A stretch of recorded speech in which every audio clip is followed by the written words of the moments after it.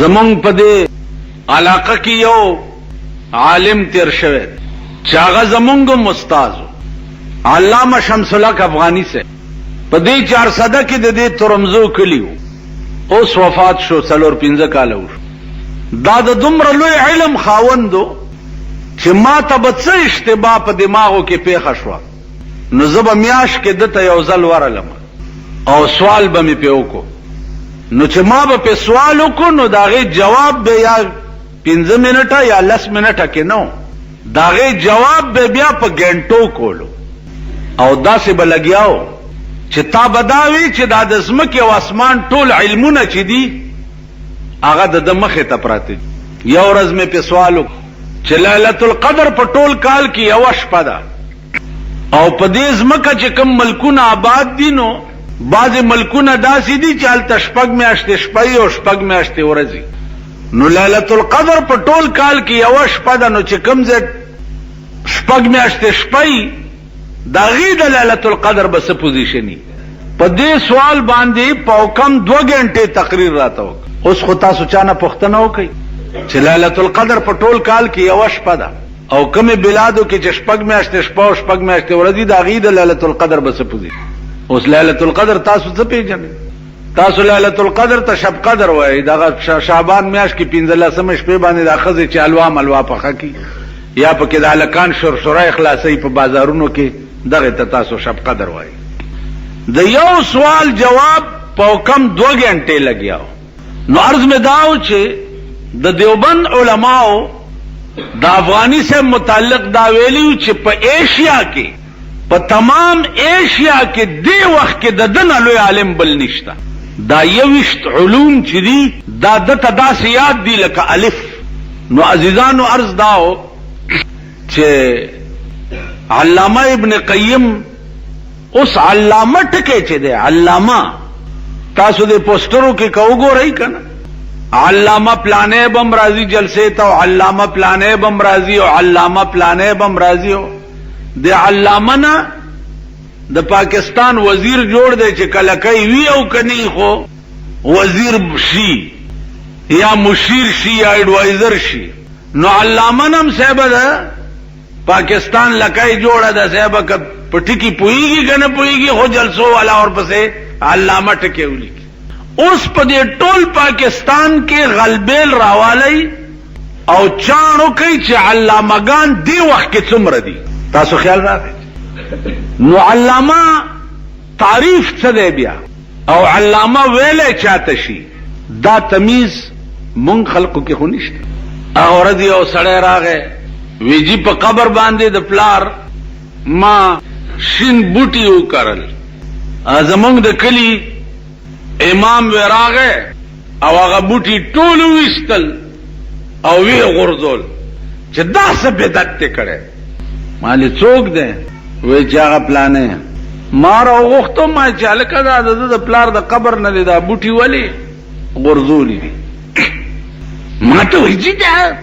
قبر پرستي کوي. ما ورته ویلې چې خلاف سنت دي ویلې او کنه حرام ناجایز. اوس ما سره هم چالاکی شروع نو د مټ نه مې داسې ونیوه امې درولو چې امې درولو نو ورته مې وی چې لاندې د خپو ته دی وګوره نو دا د پرتوګ پنسي چې دي دا د پوندې لاندې وي دومره دا پرتوګ وګدو نو پرتوګ مې ولا داسې ونیوه مال دا څه شی دی او ویل دا له ګوګد راغلی دی. نو زما مخکې داسې بډې وال شروع مال اوږد چې راشي نو د هغې علاج خو وي لنډېدل که نه علاج وي که نه وي. حدیث کې راغلی دي چې د چا ګیټی په پرتوګ یا پلنګ کې پټي وي دا ګیټی د خپو چې دا په پرتوګ یا پلنګ کې پټي وي نو لا ينظر الله الیهم یوم القیامه دې سړی ته به الله په قیامت کې د رحمت په سترګو نه ګوري. دی به په هغه ډله کې ولاړ وي په دغه ورځ چې کومه ډله د الله تعالی د غضب د نظر لاندې ځکه چې دا علامه د غرور او علامه د کبر. نو مال دا ځان ته وګوره ته په هغه زمره کې چې قیامت کې به خدای تا ته د رحمت په نظر نه ګوري. قبر د پاسه شین شي رسول الله صلی الله علیه وسلم په یو 2 قبرونو تیر شه او وی چې دا دواړه په سخت عذاب کې او صحابه ته وی چې یو شین بوټی راوړی نو هغې د قجورې پاڼه راوړه شنه نو یې په منځ وکړه یو په یو قبر وټومبله او یو بل په بله قبر او وی فرمایل چې دا پاڼه چې تر څو شنه نو په دې قبرونو به عذاب نه صحابه تپوس وکړو چې دا ولې وی چې هر شین بوټی چې دی د خدای ثنا وي نو چرته چې د خدای ثنا ویلې کېږي هلته عذاب نه راځي اوس دا بیل اختلاف ته د ائمهو چې دا خصوصیت د پیغمبرو یا لیکن څه اصل او جواز خو ولا شته کړ نو دې وجې نه لږ سوچ کوئ احتیاط کوئ فکر کوئ که یو سړی 14 سنې ته پوهې چې دا خلاف سنت کار کوي نو هغه د تبلیغی جماعت والاو پشان اخلاقی گرفت کی ونیسئ په نرم او پخلو اخلاقو باندې داغه مؤاخذه وکئ نو به په خپله رای راسته راشي او که ته ځان نه لیونی جوړ کړي او پاگل جوړ کړي دا حرام دی دا کوپړ دی دا دوپړ دی دا کوپړ دی دا دوپړ دی نو کوپړ او دوپړ بدایي چې لکه ټول ملک درنه تباه شو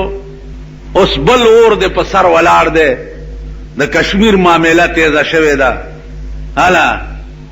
کشمیر دی او کشمیر دی او کشمیر دی ملک دی مردبلې په غاړه کې اچولی دی او کشمیر دی او کشمیر دی ستا رخ لګیا دی بل طرف ته اړی کشمیر دی او کشمیر دی خو که یو غړمبو شو تاسو به بیا د خپلې منډې مو ګورئ او د خپلې تورې به مو ګورئ چې کوم طرف ته منډې وهلې دې کې شک نشته چې د کشمیر مسلمان سره زمونږ دړه همدردي ده خدای دې هندو تباه او برباد کی او انشاءالله کشمیر به خدای پاک یو آزاد مملکت جوړی جموں و کشمیر به داسې وخت راځي چې هغه به د هندوستان نه بیلیږي او یو آزاد ملک به ستا ملک د پاره بم دا ډیر مفید شي ستا سرحد به پې کور شي او ستا باونډري به پې کور شي نو عرض مې داو چې افغانی صاحب دا تقریر مونږ ته کړی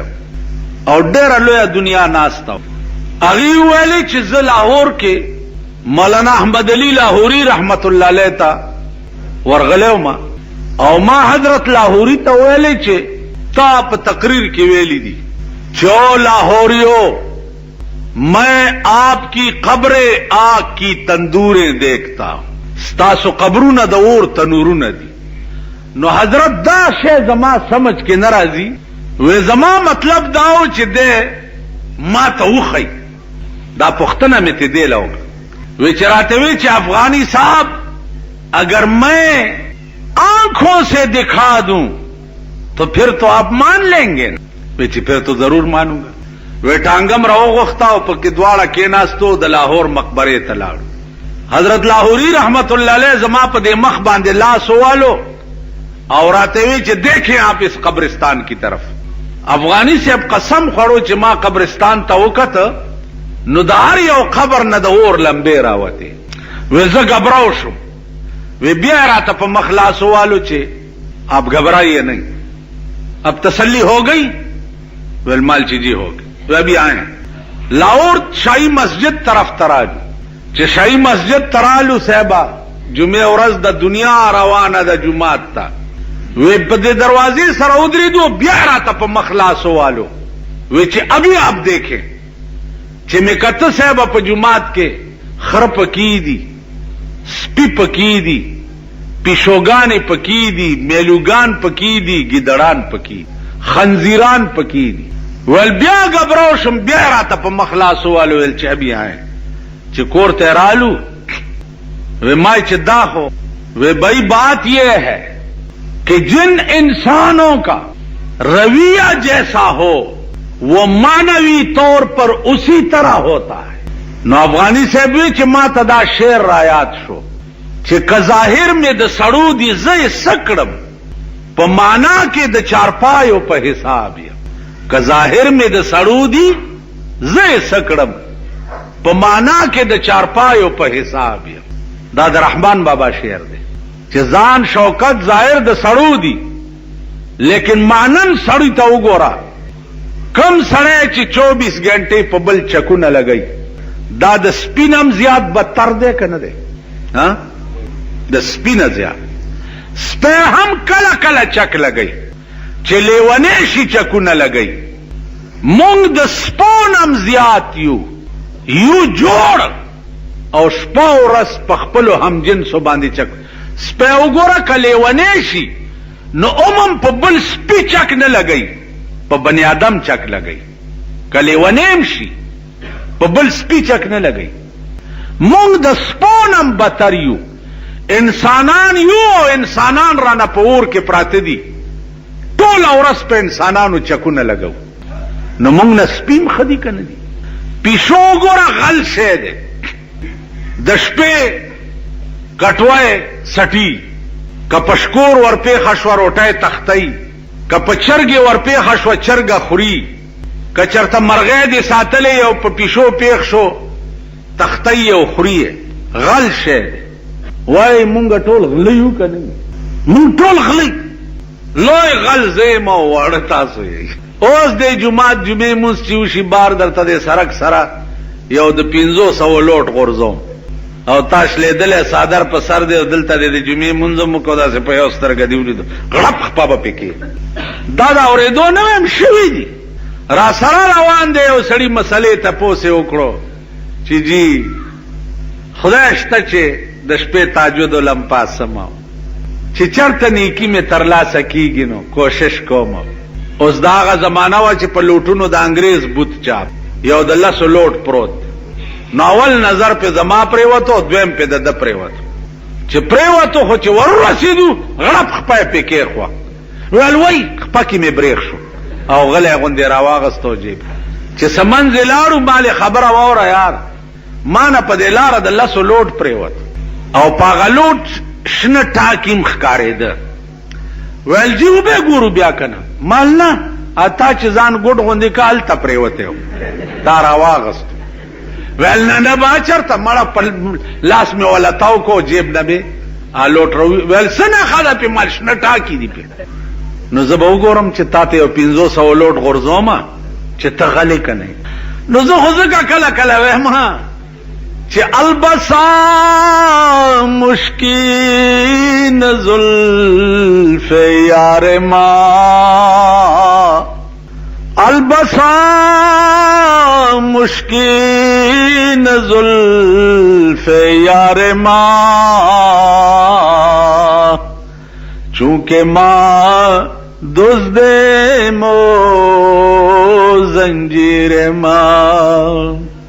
وی زما د یار زلف خود مشکو د عنبرو پشان دی، لیکن زخو غلم ما د پاره بتی زنجیرونه جوړ شي. زما د یار په زلف تړلم او د مجرم په حیثیت به پیش. دا اسلام چې دا مونږ کوو او مونږ په خلق وهو، دا اسلام به زولنی وي او زمونږ په غاړو کې به پروتي او مونږ به خدای ته پیش کړي. دا منځونه به زولنی وي او ستاسو خپو کې به پرتی وي او په مخ اپوټه به په قیامت کې په ځمکه به مراکاږي او خدای ته به پیش کړي. دا منځونه. نو د دې وجې نه عرض مې دا و چې معامله د قبر ډېره نږدې ده او د عرش نه زیاته نږدې او هر څه پکې دي. تا ته ښکاري ځکه نه چې قدرت د خپل دنیا نظام خرابول نه غواړي، ایمان بالغیب بیا نه پاتې کیږي. دې وجې نه دا څیزونه الله صیغه راز کې ساتلی دي. کینی هر څه پکې دي. لړمان شتا، ماران شتا، د اور کندې شتا، جنت شتا، میوې شتا، باغونه شتا، هر څه شتا. تا ته نه ښکاري. نو د دې وجې نه خپل ګریوانونو کې سوچ وکړئ. هر سړی قاضي هم دی، مفتی هم دی، پوهیږي خپلې غلطۍ هر سړي ته پته لګي چې زه څه کوم، دا زه څه وایم، رښتیا وایم او که دروغ وایم، هر سړي ته پته لګي. په خدای قسم چې یو بدعتي و، دا دلته سیدسن پیر زیارت دی، لاس نه مې ونیو. مالتا دې هغه خدای ووایي چې چا ته پیدا کړی، تا دی هغه خدای وای او یې بدعتي دغه زیارت ته هم تا وای چې رښتیا به وای یو پوښتنه درنه کوم ویل جی بالکل رښتیا به وایم نو د شکرانو مالګاو پوزې چې پروتو مال ته دا زیارت دی پیسو د پاره منی او که خدای د پاره منی ویل زه خو دې تباه کړم تا خو مال داسې قسم راواچو بدده د برکت دا پیسې مونږ ته راځي مال زه دې زیارت کې لاندې چې څوک پروت دی ولی او بزرگ دا خدای د پاره منم او ته پیسو د پاره منی نو لوی مسلمان ته که زه ما هر قبر کې چې څوک پروت دی زه منم احترام د قبر زکوم قبر تبه چې چا ډډه ووالم حضرت عمر بد سزا ورکوله چې تا د خدای بنده ته تکلیف ورسول نو مونږ که د زیارت نو معلوم دکانداری ده که د پیرای نو معلوم دکانداری ده که د اسلام نو معلوم دکانداری ده نو تو سو آیا چې سبا دی دکاندار راپاسی چې خدای ما جنت ته ولېږي چې ما دکانداری کړې وه نو په دکاندارۍ کولو خو څوک جنت ته نه ځي که نه زه چې جنت ته ولې مې ولېږه ځکه چې زه دکاندار وم جنت ته مې ولې ولېږه ځکه چې زه ټیکهدار وم بھائی که دکاندار او ټیکهدار وي خو خېټې دپاره وې که نه خدای به وایي ما او زما دین دپاره دې څه کړي زما داسې پیغمبر چې تاسو دپاره یې وینې خپلې قربان کړې وې او غاښونه یې قربان کړي وو داغه حدیث او داغه دین دپاره تاسو څه کړي پوښتنه به دا کېږي نو دا وګوره یو سړي ماته ویلو چې مرګ نه بد معامله د قبر چې دا روایاتو کې راځي چې د تبارک الذی تلاوت د قبر نه ژوندو اورېدلې مړه لګیا دی په قبر کې تبارک الذی وایي ځکه حدیث کې راځي چې کم سړی چې د شپې سملی او تبارک الذی وایي او بیا وده شي دی چې مړ شي دا تبارک الذی به د په قبر څوکیدار ولاړي او تر قیامته پورې به د قبر ته عذاب نه راپرېږدي قبر او دیرو ته چې ورشي نو دعا کولو نه وړاندې به آیات کرسی وویل علما لیکي چې یو آیات کرسی چا په ادیره کې وویله 40 ورځې د هغه ادیرې نه عذاب اوچت نو دا ټولې عزیزانو د علم خبرې دي بیا دا د حال خبرې دي یو خلق صاحب قال دي او یو خلق صاحب حال نو سو پورې چې مونږ صاحب حال شوي نه یو تر هغې پورې د دې باریکاتو پته مونږ ته نه لګي نو الله دې وکړي چې مونږ هم صاحب حال شو اوس صاحب حال کېدو دپاره خلق چرته د چا څنګې ته ورشو چې مونږ هم صاحب حال شو صاحب دل نشته مولانا روم وایي چې گر تو څنګه خاره مرمر شوي گر تو څنګه خاره مرمر شوي چون بصاحب دل رسی گوهر شوی وی کد سارا کانے یو لٹھے خو چاہل دلو تورش نو طالبم سنگی پارس جوڑش اہل دل اس چرت اہل دل ٹول مرش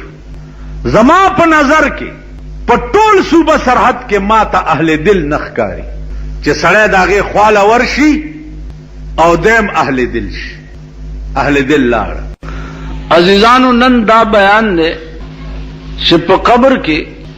ائمه د دین لیکلي دي چې د مرګ نه بعد د مړو आवाज چې کوم دی هغه هم ژوندو اورېدلی دی او اورېدلی شوي اوس دغه خبرې سره زما کار نشته چې زمونږ د جماعت امام دی هغه دا ووی او زمونږ د کلي ملا دی هغه دا ووی او پلاني دا ووی او ډنګړي دا ووی دې خبرو سره زما کار نشته زما کار چې دی هغه د ائمه محققین محدثین مجتهدین زما کار د دې خلقو د خبرو سره دی او عقیده مې هم هغه ده چې دې خلقو څه ویلي علامه ابن قیم چې څه ویلي دي نو د علامه ابن قیم په خبره د رد هغه سړی کوي چې کوم سړی د علامه ابن قیم عمره علم لري که اوس مونږ خو ډېرې بدقسمتۍ دي په دې پاکستان کې خو لویه بدقسمتي یو دا هم ده چې مونږ تر اوسه پورې د علم او د غیر علم شناخت نه کړو پوهېږو نه چې دا سړی څومره اوبو کې دی دا څومره اوبو کې دی دا څومره پوهېږي دا څومره پوهېږي دا نو عرض مې دا و چې د مرګ نه وروستو معامله د قبر چې دا خواصو په سترګو لیدلې ده